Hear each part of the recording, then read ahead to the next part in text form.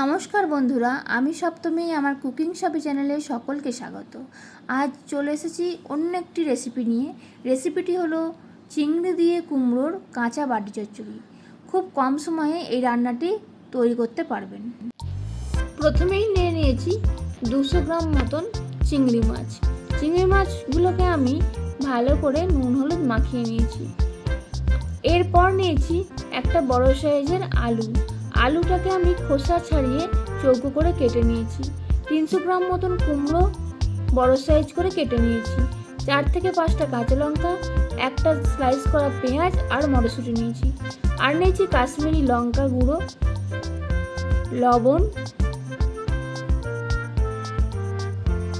হলুদ আর চিনি, আর নিয়েছি সর্ষের তেল। প্রথমেই আমি একটি কড়াই নিয়েছি। কড়াইতে 1 টেবিল স্পুন সর্ষের তেল অ্যাড করেছি। তেলটা গরম হয়ে গেছে। এবার নুন হলুদ মাখানো চিংড়ি মাছগুলো সব দিয়ে দিচ্ছি। চিংড়ি মাছগুলো হালকা ফ্রাই করতে হবে, যাতে চিংড়ি মাছ দিয়ে আঁশটানি গন্ধ না বের হয়। এরপর কেটে রাখা সব সবজিগুলো একে একে দিয়ে দিচ্ছি।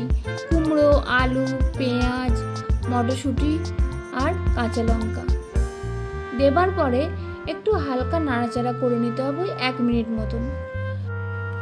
এই রান্নাটিতে সব সবজিগুলো কাঁচা অবস্থায় থাকাকালীন জল অ্যাড করতে হবে। আমি এখানে 3 কাপ মতন জল অ্যাড করেছি। আপনারা আপনাদের পরিমাণ বুঝে জলটা অ্যাড করবেন। এমন জল অ্যাড করবেন যাতে সবজি আর চিংড়ি মাছগুলো সিদ্ধ হয়ে যায়।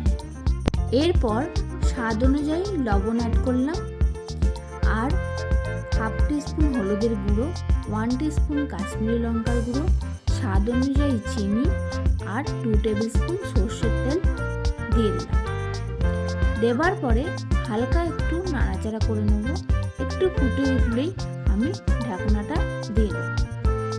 কিছুক্ষণ পর ঢাকনাটা খুলে একটু হালকা নাড়াচাড়া করার পরেই দেখে নিতে হবে যে কুমড়ো, আলু আর চিংড়ি মাছ সিদ্ধ হয়েছে কিনা। তো আমি এখানে দেখে নিচ্ছি, সিদ্ধ মোটামুটি হয়ে এসছে, আর একটু সিদ্ধ হতে হবে। তাই জন্য আমি ঢাকনাটা না দিয়েই জলটা মেরে দিলাম। জল শুকিয়ে গেছে। এবার 1 টেবিল স্পুন সর্ষের তেল অ্যাড করলাম। অ্যাড করার পরে একটু হালকা নাড়াচাড়া করতে হবে। করার পরেই আমি নামিয়ে নেব। সর্ষের তেলটা কিন্তু নামাবার আগেই দিয়ে নামিয়ে নিতে হবে। আমার চিংড়ি দিয়ে কুমড়োর কাঁচা বাটি চচ্চড়ি তৈরি হয়ে গেছে। এবার এটা আপনারা দুপুরবেলা ভাতের সাথে খেতে পারেন। রেসিপিটি যদি ভালো লেগে থাকে তাহলে অবশ্যই কমেন্ট বক্সে জানাবেন। ভিডিওটি অনেকেই দেখছেন কিন্তু কেউ সাবস্ক্রাইব করছেন না। আপনাদের সকলের কাছে অনুরোধ রইল ভিডিওটি দেখে সাবস্ক্রাইব করে দেওয়ার জন্য, আর আমার পাশে থাকার অনুরোধ রইল সকলকে।